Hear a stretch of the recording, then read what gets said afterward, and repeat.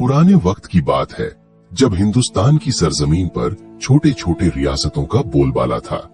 हर रियासत का अपना राजा होता और उसकी अपनी अदालत, अपने कानून और अपनी रीत रिवाज। इन्हीं रियासतों में से एक रियासत थी जो दूर दूर तक मशहूर थी, मगर उसकी शोहरत अच्छाई की वजह से नहीं बल्कि बुराई की वजह से थी। लोग उसे अंधेरी नगरी कहते थे और उसके राजा को चौपट राजा। ये नाम इसलिए पड़ा था कि वहां की हालत बिल्कुल उल्टी पुल्टी थी। इंसाफ की जगह जुल्म, तमीज की जगह बेढंगापन और अक्ल की जगह नादानी ने डेरा डाल रखा था। वहां का अजीब कानून ये था कि पूरे शहर में हर चीज एक ही दाम बिकती थी, चाहे सोना हो या सब्जी, चाहे दूध हो या कीमती कपड़ा। हर चीज का भाव था 1 टका। यानी अगर कोई आदमी सब्जी लेने जाए तो भी 1 टका देगा और अगर कोई सोने की अंगूठी ले तो भी 1 टका ही लगेगा।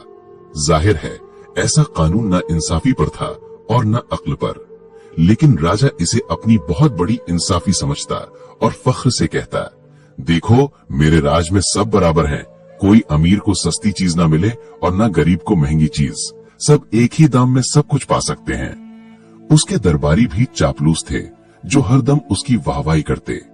कोई ये कहने की हिम्मत न करता कि ये बराबरी नहीं बल्कि नाइंसाफी है। इस शहर की हालत ये थी कि गरीब और अमीर दोनों अजीब हालात में जी रहे थे। अमीर लोग सोना चांदी और कीमती सामान टके के भाव खरीद लेते और गोदाम भर लेते, जबकि गरीब आदमी जब बाजार जाता तो सब्जी और दाल भी 1 टके में मुश्किल से ले पाता। जो चीज सस्ती होनी चाहिए थी वो भी 1 टके की और जो चीज लाखों की होनी चाहिए थी वो भी 1 टके की। इससे बाजार का संतुलन पूरी तरह बिगड़ चुका था। अंधेरी नगरी की सरहद से बाहर जब लोग ये किस्सा सुनते तो हैरत में पड़ जाते। आसपास के मुल्कों के ताजिर कहते, ये कैसी नादान हुकूमत है जहां अक्ल का नामो निशान नहीं। ऐसे ही दिनों में 2 मुसाफिर वहां से गुजर रहे थे। दोनों अल्लाह के नेक बंदे थे और सफर में इबादत करते रहते। एक का नाम हारिस था और दूसरा फैज।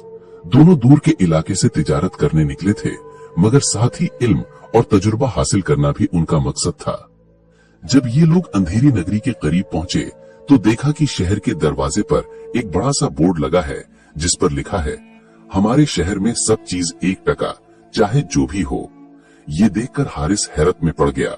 उसने कहा, भाई फैज, ये कैसी नादानियत है, अगर यहाँ ठहर गए तो अपना सब माल बर्बाद कर बैठेंगे।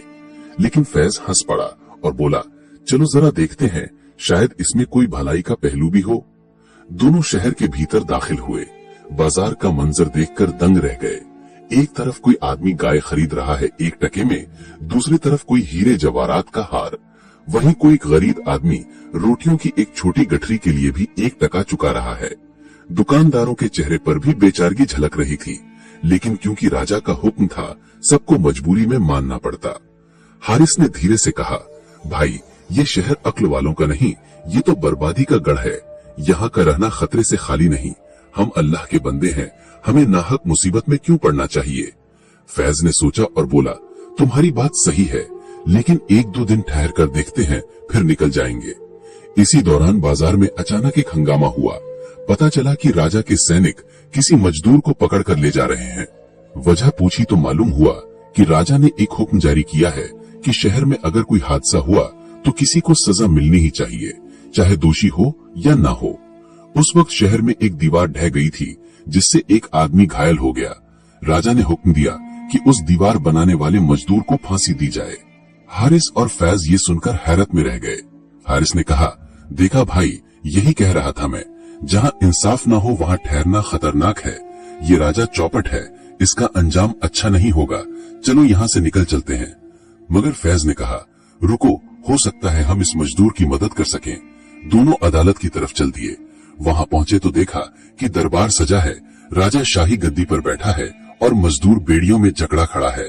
राजा ने ऊंची आवाज में कहा, इस मजदूर की लापरवाही से दीवार गिरी और हादसा हुआ, इसलिए इसे फांसी दी जाएगी।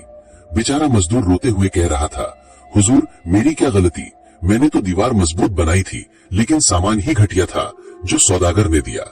राजा ने कहा, ठीक है, तो फिर सौदागर को पकड़ो। सौदागर आया तो उसने कहा, हुजूर मैंने तो ईंटें और गारा ठीक दिया था, मजदूर ने ठीक से लगाया नहीं। राजा ने कहा, ठीक है, मजदूर को फांसी दो। अब हारिस से सब्र न हुआ। उसने आगे बढ़कर कहा, ऐ राजा, अल्लाह से डरो। इंसाफ का ये हाल है कि किसी बेगुनाह को फांसी चढ़ा रहे हो। इस्लाम का हुक्म है कि किसी एक मासूम की जान लेना पूरी इंसानियत की हत्या करने के बराबर है। अगर कोई कसूरवार है तो तहकीक करो, सबूत लाओ, फिर सजा दो, मगर ऐसे अंधाधुंध फैसला करना जुल्म है। दरबारियों ने शोर मचाया, ये परदेसी दखल क्यों दे रहा है? मगर फैज ने भी हामी भरी और कहा, हम सफर में हैं, मगर इंसाफ के गवाह बनना भी हमारी जिम्मेदारी है। अल्लाह कुरान में फरमाता है, और गवाही को मत छुपाओ, जो इसे छुपाता है उसका दिल गुनहगार है। राजा ने पहले तो गुस्से से दोनों को घूरा, फिर बोला, ठीक है, आज इन्हें छोड़ देता हूँ, लेकिन याद रखो, मेरे राज में मेरा हुक्म ही कानून है, जो चाहे मैं कर सकता हूँ। हारिस ने फैज से फुसफुसा कर कहा, भाई, ये जगह हमारे लिए नहीं है, ये अंधेरी नगरी है और इसका राजा चौपट है। चलो निकल चले, वरना किसी दिन हम पर भी मुसीबत आ पड़ेगी। फैज ने सिर हिलाया। उन्होंने तय किया कि सुबह होते ही इस शहर को छोड़ देंगे। सुबह का वक्त हुआ। सूरज की पहली किरणों ने अंधेरी नगरी की दीवारों को छुआ तो हारिस और फैज नमाज़े फज्र अदा करके सफर पर निकलने की तैयारी करने लगे। हारिस बार बार कह रहा था, भाई फैज, मैंने कसम खाई है कि मैं इस नगरी में एक दिन भी ज्यादा नहीं रुकूंगा। कल जो कुछ हमने देखा वो तो बस शुरुआत थी, आगे न जाने क्या क्या होगा। फैज ने भी हामी भरी। हाँ, अब साफ दिख रहा है कि ये शहर इंसाफ और अक्ल से खाली है। ऐसे शहर में रहना मानो खुद मुसीबत को बुलाना है। दोनों ने अपना सामान समेटा और शहर के दरवाजे की तरफ बढ़ने लगे, मगर रास्ते में उन्होंने देखा कि एक अजीब भीड़ जमा है। लोग शोर मचा रहे हैं और सैनिक किसी बेगुनाह को रस्सियों में बांधकर ले जा रहे हैं। हारिस ने रुककर पूछा, क्या हुआ, क्यों ले जा रहे हो इसे?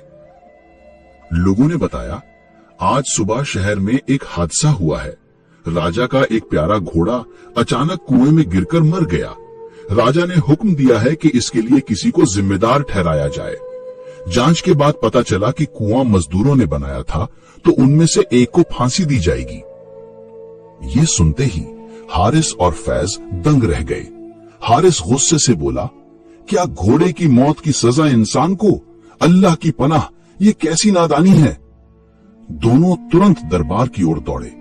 वहां पहुंचकर देखा कि वही चौपट राजा शान से तख्त पर बैठा है और मजदूर बेड़ियों में जकड़ा कांप रहा है।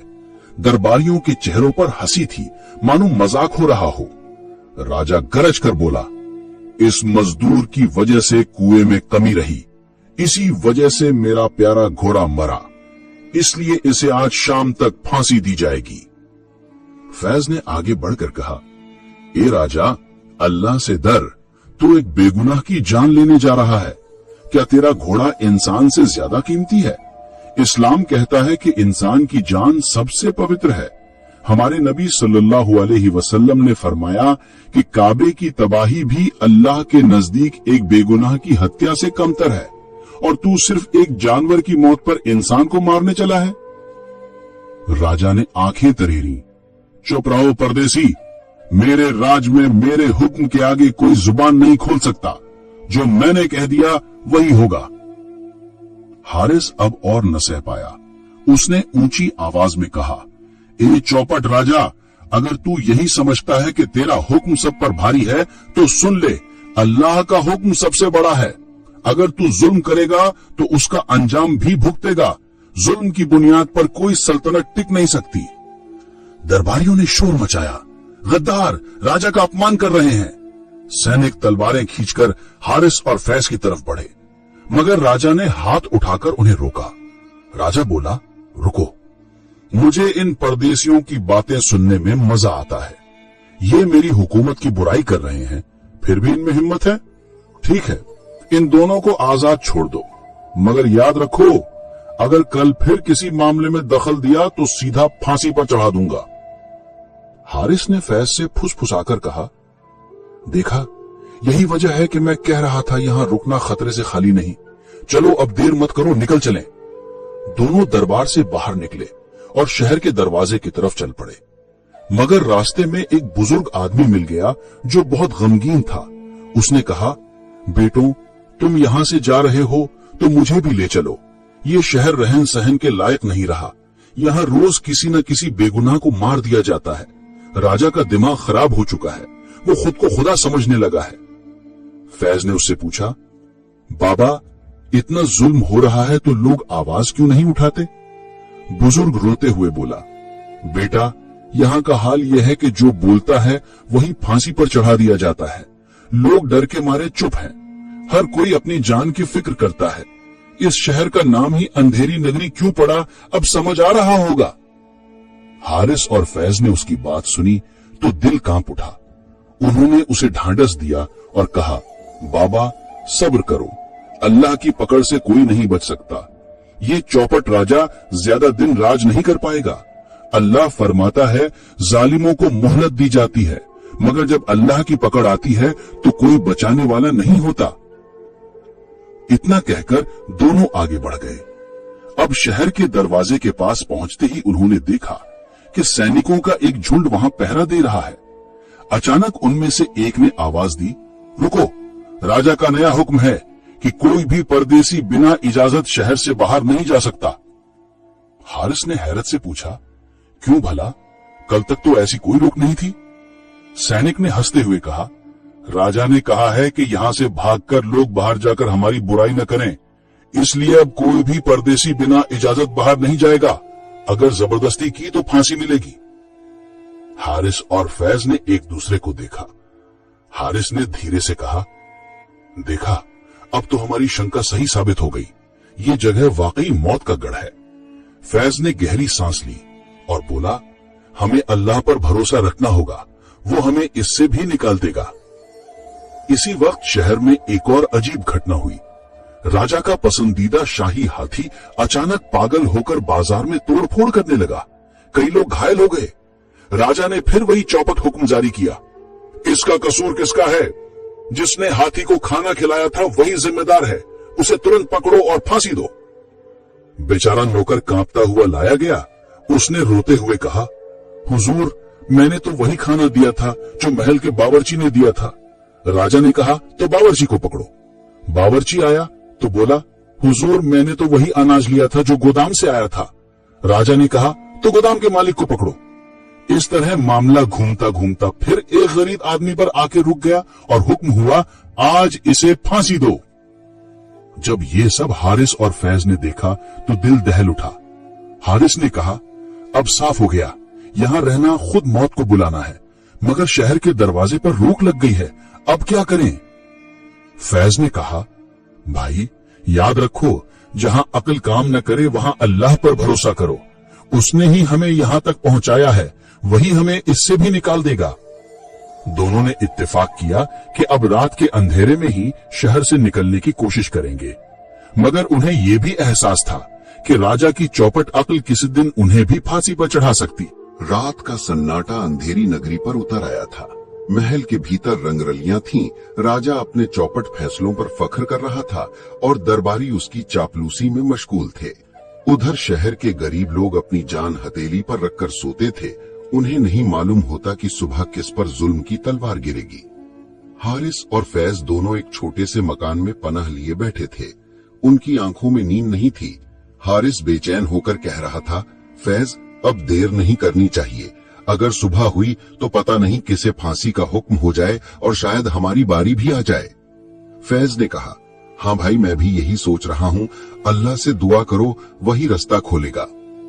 उन्होंने तहज्जुद की नमाज अदा की और अल्लाह से दुआ की, ऐ अल्लाह, हमें इस जालिम राजा और इस अंधेरी नगरी से निजात दे। हमें हिफाजत के साथ यहाँ से निकाल और हमें ऐसी जगह पहुंचा जहाँ इंसाफ हो, तेरा जिक्र हो और लोग एक दूसरे का हक पहचाने। दुआ के बाद उनके दिलों में सुकून उतर आया। उन्होंने तय किया कि आधी रात को जब पहरेदार थक जाएं, तब दरवाजे से निकलने की कोशिश करेंगे। लेकिन उसी वक्त एक अजीब घटना घटी। शाही महल में राजा ने अचानक ऐलान किया कि कल सुबह दरबार में न्याय का सबसे बड़ा फैसला सुनाया जाएगा। असल में हुआ ये कि उसके दरबारियों ने उससे कहा, हुजूर, लोग आपसे डरते हैं, मगर आपके फैसले इतिहास में दर्ज होने चाहिए। कोई बड़ा काम कीजिए ताकि आपका नाम हमेशा याद रखा जाए। राजा को ये बात पसंद आई। उसने सोचा और बोला, ठीक है, कल मैं ऐलान करूंगा कि जो भी शाही हुक्म की मुखालिफत करेगा उसे फांसी दी जाएगी, और सबसे पहले उन परदेसी मुसाफिरों को फांसी दी जाएगी जिन्होंने मेरी अदालत में दखल दी थी। दरबारियों ने तालियां बजाईं और राजा हंस पड़ा।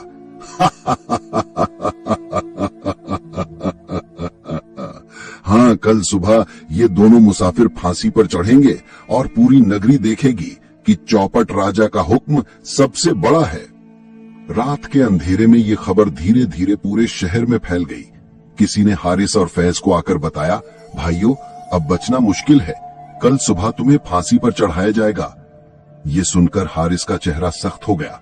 उसने कहा, मैंने कहा था ना कि ये नगरी बर्बादी का गढ़ है, अब खुद हमारी जान पर बनी है। लेकिन फैज ने गहरी सांस ली और बोला, घबराओ मत, अल्लाह की मदद पर भरोसा रखो। जब इब्राहिम अलैहिस्सलाम को आग में डाला गया तब अल्लाह ने ही आग को ठंडा और सलामती वाला बना दिया। जब मूसा अलैहिस्सलाम को फिरौन में घेरा तब समंदर फट गया और रास्ता बन गया। वही अल्लाह आज हमारी भी मदद करेगा। सुबह हुई, दरबार सजा, राजा शाही पोशाक में गद्दी पर बैठा। ऐलान किया गया कि आज इन दो परदेसी मुसाफिरों को फांसी दी जाएगी ताकि सबक रहे कि राजा के हुक्म की मुखालिफत करने वालों का यही अंजाम होता है। हारिस और फैज को बेड़ियों में जकड़ कर लाया गया। भीड़ जमा हो गई। लोग दबी जबान में कह रहे थे, ये दोनों तो नेक लोग थे, बेगुनाह हैं, मगर राजा को कौन समझाए। जब जल्लाद उन्हें फांसी के तख्ते पर चढ़ाने लगा तो अचानक फैज ने ऊंची आवाज में कहा, ए चौपट राजा, तू अपने आप को खुदा समझता है, मगर हकीकी खुदा अल्लाह है, और आज मैं तुझे एक पेशीन गोई सुनाता हूँ। अगर तू हमें फांसी देगा तो तेरा राज भी आज ही खत्म होगा। भीड़ में खुसुर फुसुर शुरू हो गई। राजा गुस्से से गरजा, इसे चढ़ा दो फांसी पर, देखते हैं इसकी पेशीन गोई कितनी सही निकलती है। जल्लाद ने रस्सी कसनी ही शुरू की थी कि अचानक आसमान पर बादल छा गए, तेज आंधी चली, बिजली चमकी और देखते ही देखते तूफान ने शहर को घेर लिया। महल की ऊंची दीवारें हिलने लगी, छतें उड़ने लगी और बाजार उजड़ गया। लोग चीखने लगे, अल्लाह का गजब आ गया, ये राजा के जुल्म का नतीजा है। राजा घबराकर गद्दी से उठा और भागने की कोशिश की, मगर एक बड़ी दीवार गिर पड़ी और वहीं दबकर मर गया। भीड़ में हलचल मच गई। सबने देखा कि जिस वक्त राजा ने बेगुनाहों को मारने का हुक्म दिया, उसी वक्त अल्लाह का गजब आ गया और उसका तख्तो ताज मिट्टी में मिल गया। सैनिकों ने भागकर हारिस और फैज को बेड़ियों से आजाद किया। लोग दौड़कर उनके पैरों में गिर पड़े। भाइयों, तुम सही कहते थे, ये वाकई अंधेरी नगरी थी और ये चौपट राजा अल्लाह के गजब का शिकार हुआ। हारिस ने आसमान की तरफ हाथ उठाए और कहा, सबक लो ऐ लोगों, अल्लाह के सिवा कोई ताकतवर नहीं, जो जुल्म करता है उसका अंजाम यही होता है। फैज ने भी कहा, याद रखो, हक और इंसाफ पर टिका राज ही चलता है, जुल्म और नादानी की बुनियाद पर बनी सल्तनत मिट जाती है। कुरान में अल्लाह फरमाता है, और ऐसे ही हम बस्तियों को तबाह कर देते हैं जब उनके लोग जालिम हो जाते हैं। ये सुनकर लोग रो पड़े। उन्होंने कहा, अब हम अपने शहर का नाम बदलेंगे, अब ये रोशनी की नगरी होगी, हम इंसाफ, बराबरी और अल्लाह के हुक्म के मुताबिक जिंदगी गुजारेंगे। हारिस और फैज ने उन्हें नेक रास्ते की तालीम दी। उन्होंने कहा कि सबसे पहले ज़कात और सदका अदा करो, एक दूसरे का हक पहचानो, बेगुनाह को तकलीफ न दो, गरीबों की मदद करो। यही इस्लाम की तालीम है और यही इंसानियत है। धीरे धीरे शहर का माहौल बदल गया। लोग एक दूसरे की मदद करने लगे। मजदूरों को मेहनताना पूरा दिया जाने लगा। बाजार में चीजों की असली कीमत लगाई गई और सबसे बड़ी बात यह हुई कि अब कोई बेगुनाह सजा का शिकार न हुआ। हारिस और फैज ने राहत की सांस ली। उन्होंने कहा, देखो अल्लाह कैसे जालिमों का सफाया करता है और नेक बंदों के हाथ से इंसाफ कायम करवाता है। फिर दोनों ने शहर वालों को अलविदा कहा और सफर पर आगे निकल पड़े। उनकी आंखों में सुकून था और दिलों में अल्लाह का शुक्र कि उसने उन्हें हिफाजत दी और जुल्म के खिलाफ गवाही का मौका दिया। इस तरह अंधेरी नगरी और चौपट राजा की कहानी हमेशा के लिए सबक बन गई।